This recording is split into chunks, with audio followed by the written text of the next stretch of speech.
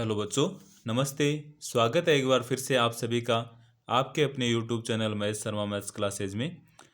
जैसा कि आप सबको विदित है कि अभी तक हम कक्षा 6-7 की हिंदी की जो कार्य पुस्तिका है उसमें 54 कार्यपत्रक पढ़ चुके हैं।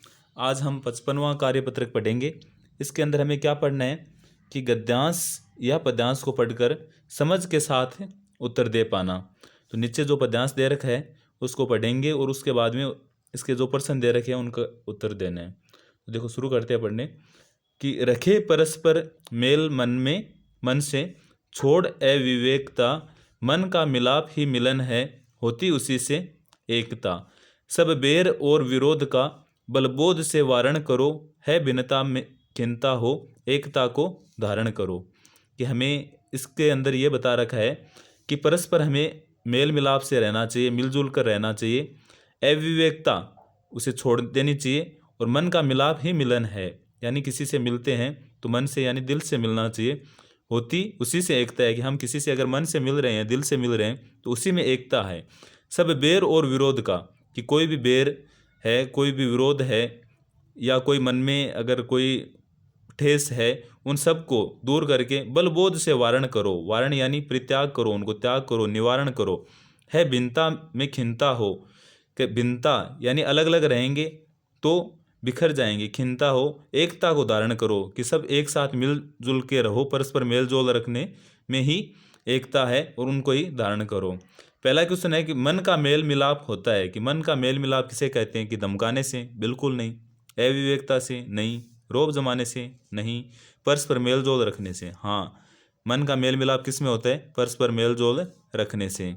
उसके बाद में कि वारण शब्द का अर्थ है, पूरे वाक्य में उत्तर दीजिए। तो हम क्या लिख देंगे कि वारण शब्द का अर्थ है निवारण या त्याग करना।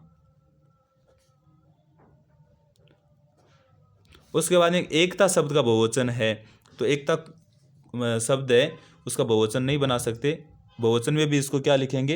एकता ही लिखेंगे। तो हम एकता लिख सकते हैं। उसके बाद में भारत देश में उत्तर से दक्षिण तक आपसी मेल मिलाप व एकता दिखाई देती है।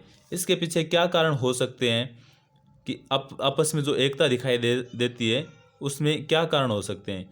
कि सभी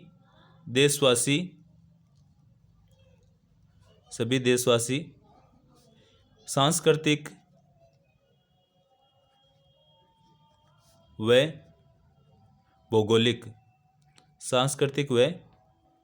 भौगोलिक विचारों से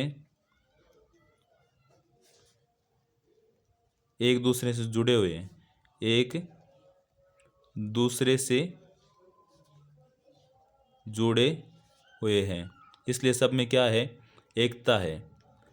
उसके बाद में है कि नीचे तुकबंदी शब्दों की सहायता से कविता पूरी कीजिए। तुकबंदी शब्दों का मतलब ये होता है कि जिस शब्द से कविता खत्म हो रही है लगभग उसी शब्द से जो अगली पंक्ति है वो खत्म हो। तो देखो शुरू करते हैं हम कि कल कल बहते सुंदर झरने मीठे गीत सुनाते हैं। अब किस पे आ रहा है पर, तो हम क्या बोलेंगे?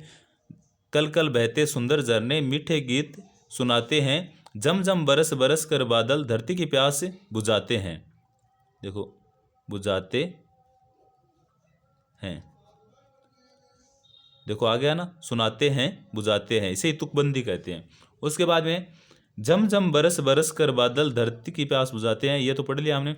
चिड़िया अपने कलरव गानों से जीवन का गीत गाती है, गीत गाती है। उसके बाद में क्या? सुंदर प्यारी तितलियां भी अपने राग गाती है, तो अपने राग गाती है। उसके बाद में उपयुक्त पद्यांश का सार अपने शब्दों में लिखिए। इस पद्यांश का सार लिखना है। अब मैंने आपका इसका अर्थ बताया था, तो इसमें आपकी क्या समझ में आया था वही यहाँ लिखना है कि हमें सब इस गद्यांश का सार क्या है कि हमें आपस में मिलकर रहना चाहिए तथा बैर या विरोध को त्याग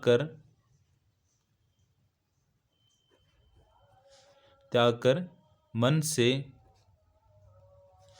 मेल मिलाप रखते हुए एकता रखनी चाहिए, या एकता से साथ रहना चाहिए, साथ रहना चाहिए। ये इस गद्यांश का सार है, वो हमने अपने शब्दों में लिखा है। ये था कार्यपत्रक 55। आप सबको कैसा लगा ज़रूर बताना। अच्छा लगा हो तो लाइक करना, शेयर करना, कमेंट करना, और अगर चैनल को अभी तक सब्सक्राइब नहीं किया है तो ज़रूर कर लेना, ताकि जो भी अपनी नेक्स्ट क्लास हो आपको सबसे पहले मिल जाए। Thank you.